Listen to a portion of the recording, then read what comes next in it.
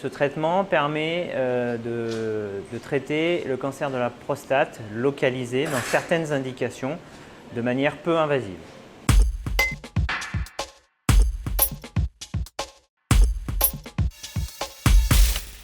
De nombreuses prises en charge existent pour traiter les cancers de la prostate, mais certaines moins invasives que d'autres.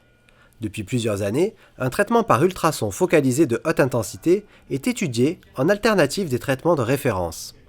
Ce traitement en glande entière est accepté pour les risques intermédiaires et les faibles risques chez des patients de plus de 70 ans.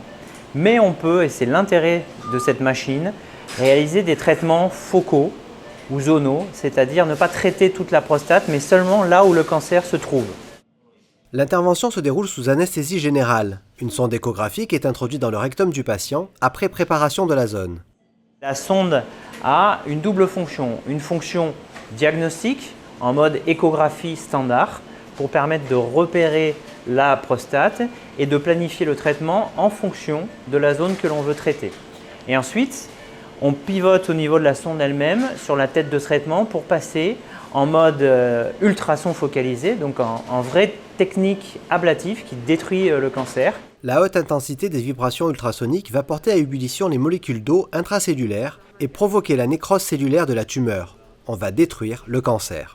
Il se détruit parce que l'on appelle de la nécrose de coagulation, une fois que les ultrasons focalisés ont été appliqués. Et après, dans le temps, sur 3 à 6 mois, eh bien, cette nécrose va progressivement se déliter de manière microscopique dans le flot urinaire, dans 80 à 90% des cas. Dans de rares cas, 10 à 15% des cas, on a des vrais morceaux de nécrose qu'on appelle du slugging, qu'il faut savoir détecter parce qu'ils peuvent être cause d'infection, d'irritation, voire de blocage urinaire. L'intérêt de cette technique est de proposer aux patients de ne traiter que le nodule cancéreux dans la prostate, très précisément, grâce à la focalisation des ultrasons. Ceci permet, de remplir l'objectif principal, c'est de détruire le cancer, mais aussi d'éviter un maximum d'effets indésirables, puisqu'on ne se cantonne qu'à une petite partie de la prostate et pas à toute la glande.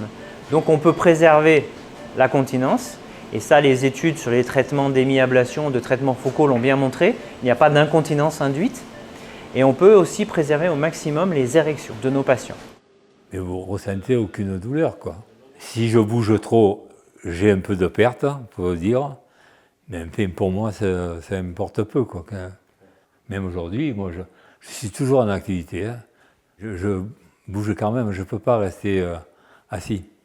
L'appareil dispose aussi de nouvelles fonctionnalités, comme la fusion d'images pour encore plus de précision, ou la possibilité de réaliser une échographie de contraste à la fin du traitement pour s'assurer que la tumeur a bien été détruite.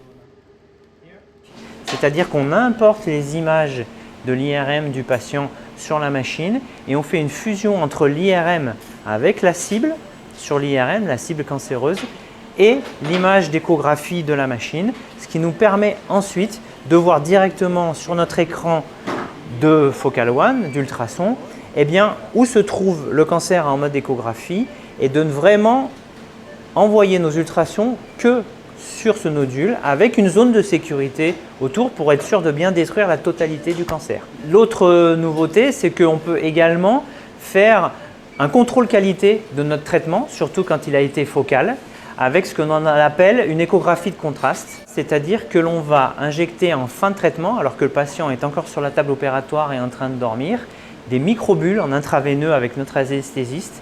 Ces microbules vont se fixer là où il y a encore du tissu vascularisé. S'il y a encore du tissu vascularisé, ça veut dire que le traitement n'a pas été optimal, qu'on n'a pas tout détruit. Et donc là, on peut refaire un dernier passage uniquement sur la zone qui reste active en microbules pour avoir une qualité de traitement optimale.